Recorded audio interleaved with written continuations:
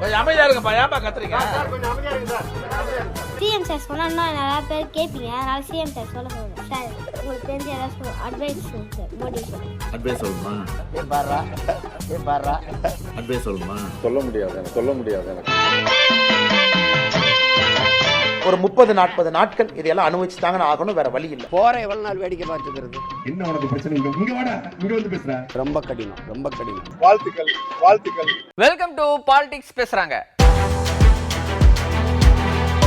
கிட்டத்தட்ட 16 வருஷமா சென்னை மக்களுடைய கனவா இருந்த வேளச்சேரி பரங்கிமலை எலக்ட்ரிக் ட்ரெயின் வழித்தடம் கிடப்புல இருந்துச்சு. இப்ப பல்வேறு சட்ட சிக்கல்கள்லாம் முடிஞ்சு மக்கள் பயன்பாட்டுக்கு எந்த விளம்பரமும் இல்லாம தொடங்கப்பட்டிருக்கு. இதுல பயணம் பண்ண அமைச்சர் தாமு அன்பரசன் இந்த திட்டம் யாரால முன்மொழியப்பட்டுச்சு, யாரால கிடப்புல போடப்பட்டுச்சு, எதனால தாமதமாச்சு அப்படின்னு ட்ரெயின்ல டிராவல் பண்ணிட்டே பிரஸ் மீட் கொடுத்திருக்காரு.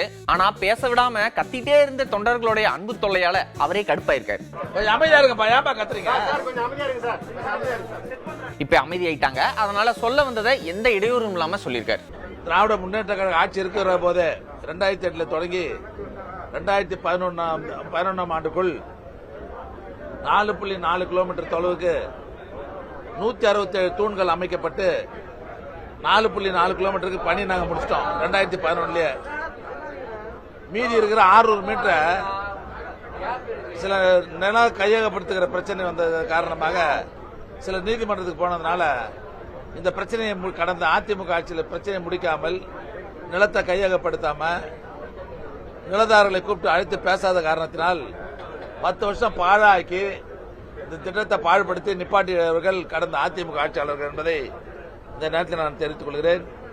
இன்ஸ்டாகிராம்ல ரீல்ஸ்ல பிரபலமான தேவா ஜீவா அப்படிங்கிற சிறுவர்கள் படிப்பு முக்கியம் அப்படின்னு ஒரு வீடியோ போட்டிருந்தாங்க. அந்த வீடியோ பயங்கர வைரல் ஆச்சு.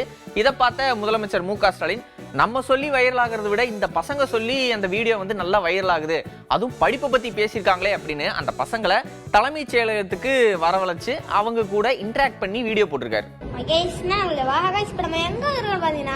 சொன்னா நம்ப மாட்டீங்க, சிஎம் சார் பார்க்க வந்துடும் கைஸ். நீங்க நம்ப மாட்டீங்க தெரியும், அதனால தான் போர்டு உங்களுக்கு காட்ட மாட்டோம் கைஸ். பாத்தீங்களா சும்மா மாஸ்டர் கிளாஸா இருக்கா. எவ்வளவு நாளா நீங்க ரீல்ஸ் போட்டுட்டு இருக்கீங்க? நாங்க ஒரு 1.5 வருஷமா தான் சார். நாங்க நிறைய பேசி வீடியோ எடுத்துன்னு இருப்போம், துடுத்துன்னு இருப்போம். அதை மாமா போட்டு விட்டாரு, அவ்வளோ ரீச் கிடையாது. அதுக்கப்புறமா இன்னொரு வீடியோ போட்டதுனால அது ரீச் ஆயிடுச்சு நல்லா. படிங்கன்னு சொல்கிறீங்க. அது அடிக்கடி எல்லா கூட்டத்துலேயும் ஸ்கூல் ஃபங்க்ஷன்லாம் இருக்குல்ல, கல்வித்துறை சம்மந்தமாக மாணவர்கள் பேசும்போதெல்லாம் படிங்கன்னு சொல்லுவேன். அதை இந்த வயசில் நீங்கள் சொல்கிறீங்க, அதனால தான் உங்களை கூப்பிட்டுருக்க மெயினாக. கைஸ் இப்போ நம்ம கூட யார் இருக்கானா, சிஎம் சார் நம்ம கூட இருக்காரு. சிஎம் சார் சொன்னா நிறைய பேர் கேட்பீங்க, அதனால சிஎம் சார் சொல்ல சொல்லுங்க சார். உங்களுக்கு தெரிஞ்ச ஏதாவது அட்வைஸ் சொல்லுங்க சார், மோட்டிவேஷன். அட்வைஸ் சொல்லணுமா? மோட்டிவேஷன் சொல்லுங்க. ரீல்ஸ் நல்லா போடுறீங்க தம்பி, அதுக்காக என்னுடைய வாழ்த்துக்கள். Thank you sir. ஆனால் இதே வேலையாக இருந்துடாமல் படிப்பில் கவனம் செலுத்தாமல் விட்டுறக்கூடாது. நல்ல படிப்பில் கவனம் செலுத்தி, நீங்கள் சொன்னீங்களே கலெக்டராக போகிறேன், போலீஸ் ஆஃபீஸராக போகிறேன்னு சொல்லி, அது ஆகணும்னா நல்லா படிக்கணும். படித்து உங்கள் கனவு நிறைவேறணும். அதுக்கு என்னுடைய வாழ்த்துக்கள். இப்போ என்னன்னா, இந்த பசங்க ட்ரெண்ட்ல இருக்காங்க, அதுவும் படிப்பை பற்றி வீடியோ போட்டு வைரல் ஆனதால அந்த பசங்களை முதலமைச்சர் கூப்பிட்டு பாராட்டி அவங்க கூட வீடியோ எடுத்து போட்டிருந்தாரு. இதை பயங்கரமா விமர்சனம் பண்ணியிருக்காரு தமிழ்நாடு பாஜக முன்னாள் தலைவர் அண்ணாமலை. ஆனால் இன்னைக்கு முதலமைச்சர் அவர்கள் இன்னைக்கு காலையில் எத்தனை பேர் பார்த்தீங்கன்னு தெரியலீங்கன்னா, 2 நல்ல பசங்கன்னா, அருமையான பசங்க. அவங்கள நம்ம எந்த தேவா ஜீவா 2 அற்புதமான பசங்க. சின்ன வயசுலேயே ரீலெல்லாம் போட்டு நல்லா பண்ணுறாங்க. அதில் நாம் எந்த மாற்று கருத்தும் இல்லை. அவங்கள வர வச்சு முதலமைச்சர் அவர்கள் ரீல்ஸ் எல்லாம் போட்டுட்டு அந்த குழந்தைங்களை கடைசியாக சொல்கிறார், தம்பி நல்லா படிப்பா அப்படிங்கிறார். நீங்கள் அரசு பள்ளியில் கஞ்சா புழக்கத்தை நிறுத்தினீங்கன்னாவே குழந்தைங்க நல்லா படிப்பாங்க. அரசு பள்ளிக்கூடத்தை தரமா கொடுத்தீங்கன்னாவே குழந்தைங்க நல்லா படிப்பாங்க. ஒரு பக்கம் குழந்தைகளுக்கு ரீல் கல்ச்சர் போகக்கூடாது. கர்நாடக அரசு 16 வயது வரை சோசியல் மீடியாவை பேன் பண்ணிட்டாங்க. கர்நாடகாவில் இருக்கக்கூடிய காங்கிரஸ் அரசு 16 வயது குழந்தைகளுக்கு சோசியல் மீடியா பேன் பண்றாங்க. நான் வரவேற்கிறேங்கண்ணா. அது வேறு அரசாக இருந்தாலும் கூட நான் வரவேற்கிறேங்கண்ணா. ஆந்திரால 13 வயதுக்கு கீழே சோசியல் மீடியாவை பேன் பண்றதை பத்தி ஆந்திரா அரசு யோசிக்குது.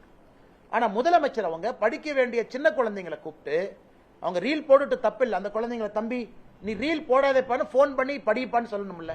அந்த குழந்தைய ரீல் போடுறதுக்காக கூப்பிட்டு ரீல் போட வச்சுட்டு போகும்போது ஒப்புக்கு சப்பானியா நீ போடாதப்பான என்ன அர்த்தம்? அதனால் முதலமைச்சருடைய கவனம் எங்க இருக்குன்னு நமக்கு தெரியுது.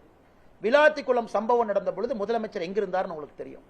ஒரு அரசு பள்ளியில் ஒரு நிகழ்வில் இருக்கிறாங்க, குழந்தைங்கள்லாம் டான்ஸ் ஆடிட்டு இருக்காங்க சினிமா பாட்டுக்கு. அதை பார்த்துக்கிட்டு உட்கார்ந்துருக்காரு, பக்கத்தில் மா சுப்பிரமணியம் இருக்கிறாங்க. இன்னைக்கு முதலமைச்சருடைய கவனம் வேறு பக்கம் இருக்கு. முதலமைச்சருடைய கவனம் சட்ட ஒழுங்கல் இல்லை, முதலமைச்சருடைய கவனம் தமிழகத்தினுடைய நலன் இல்லை. ஆனால் இன்னைக்கு ரீல்ஸ் போடக்கூடிய முதலமைச்சரா மாறிட்டாரு. அல்லது ரீல்ஸ் போடலினா படிக்க வேண்டிய குழந்தைங்களை கூட்டிட்டு வந்து ரீல்ஸ் போடுறாரு, ரீல்ஸ் போடுங்கப்பான். அதனால் இது எல்லாம் நம்ம பார்த்துக்கிட்டு தாங்க நான் இருக்கிறோம். என்ன பண்றது, இன்னும் ஒரு 30-40 நாட்கள் இதெல்லாம் அனுபவிச்சு தாங்க ஆகணும், வேற வழி இல்லை. கேஸ் சிலிண்டர் தட்டுப்பாடு காரணமா பல்வேறு கண்டன குரல்களை எழுப்பி திருநெல்வேலி பக்கம் காங்கிரஸ் கட்சி சார்பா நூதன ஆர்ப்பாட்டம் பண்ணியிருக்காங்க. அதாவது விறகு அடுப்புல தோசை ஊத்தி மத்திய பாஜக அரசுக்கு எதிராக போராட்டம் பண்ணியிருக்காங்க.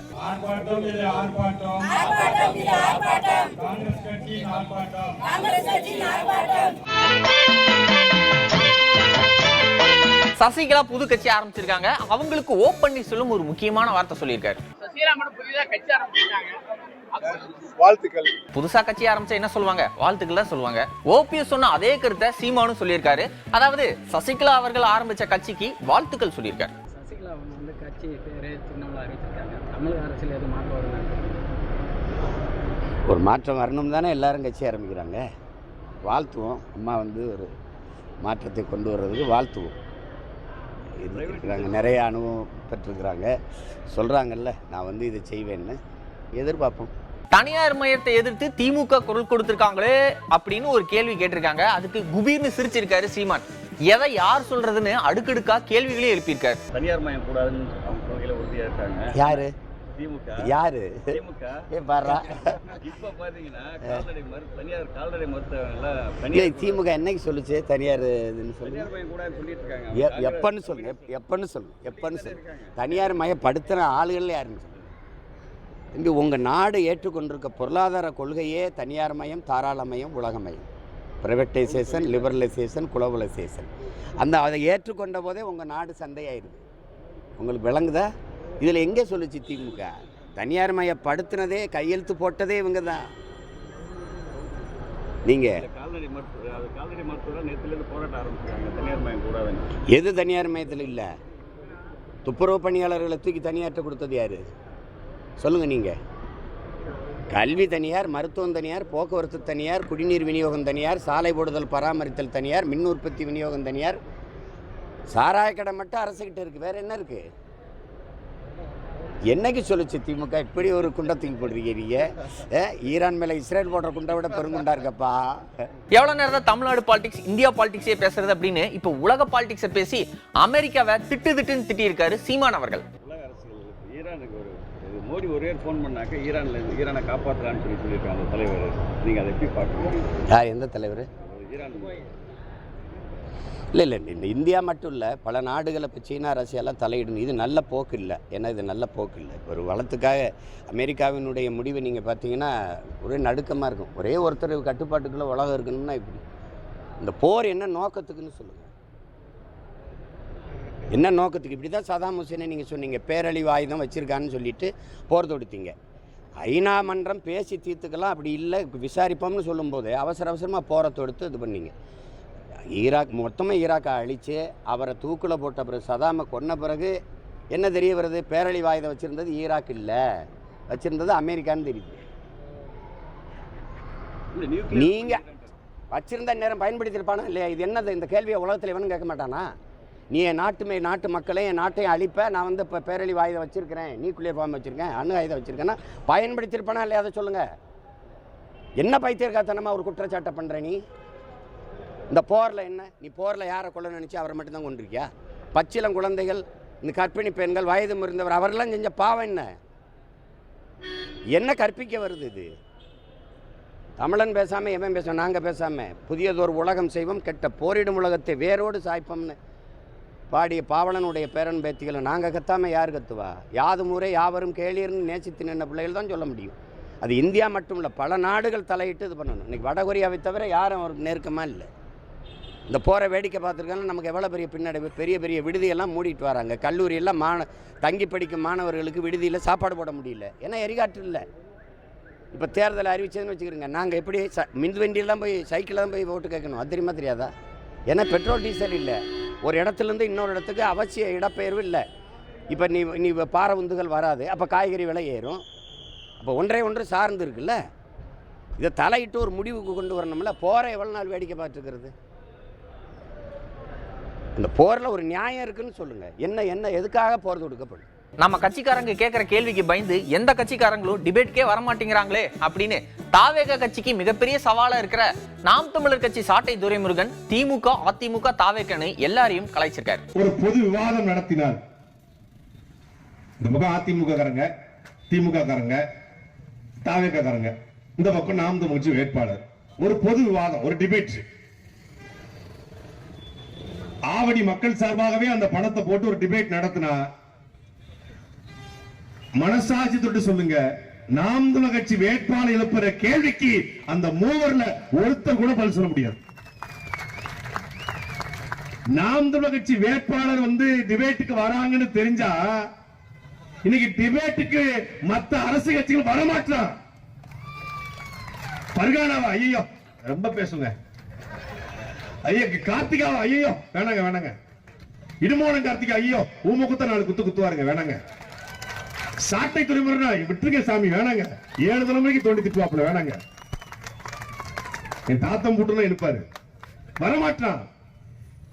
திமுக அதிமுக யாரையாவது ஒருத்தர் அனுப்பிச்சு விட்டு அடிவாங்க வச்சிருது. சரி போயிட்டு வா, போ 4 குத்து வாங்கிட்டு வா, என்ன பண்றது? ஆத்தமல்ல கொள்ளடிச்சிட்டோம், கனிமூலத்தை கொள்ளடிச்சிட்டோம், 4 லட்சம் கோடியை கொள்ளடிச்சு வச்சிருக்கிறோம், நீ வாங்கிட்டு தான் ஆகணும் போன்னு அனுப்புறாங்க. ஒருத்தர் 4 டிபேட்டுங்க, 4 சம்பத்தை தெரியுமா? 4 நறுக்குன்னு துண்ட தூக்கி போட்டு போயிட்டாப்ல. அதை பண்ணி விட்டு நம்ம அண்ணன் பாண்டே ராஜ்மோகனை தெரியுமாங்க, அவர் வந்தா நான் வரமாட்டேன்ட்டாப்ல. லைலா காலேஜ் ஓனர் கூட லைலா காலேஜ் ஓனர்னு போட்டுக்க மாட்டான், இன்னொருத்தர் லைலா காலேஜ் போட்டுக்குவான், லைலா ஓனர்.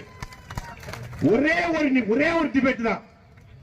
காரூர்ல இருந்து 41 பேர் மரணத்துக்கு ஓடி போன உன் தலைவர் மக்கள் தலைவன் கேட்டேன். ப்ரோ என்ன ப்ரோன்ட்டான், என்ன இப்படி போட்டு அடிக்கிறீங்கன்ட்டான், இவங்க பெஸ்ட் ஃப்ரெண்டுன்ட்டான். அடிக்கிற அத்தனை பாலையும் அடிச்சு விரட்டின உடனே அதுக்கப்புறம் எங்களுடைய வேட்பாளர்கள் இப்படி திருவள்ளூர் ஆரம்பிச்சாங்க. ஒரு தொலைக்காட்சி திருவள்ளூர் வேட்பாளர், அப்புறம் மொத்த அங்கிட்டு வேலூர் வேட்பாளர், ராணிப்பேட்டை வேட்பாளர், 7 சண்டையை இன்னைக்கு இழுப்பாங்க. ராணிப்பேட்டை தாரிகா அந்த தெருல எக்ஸ்கியூஸ் மீ வாங்க அப்படிம்பாங்க.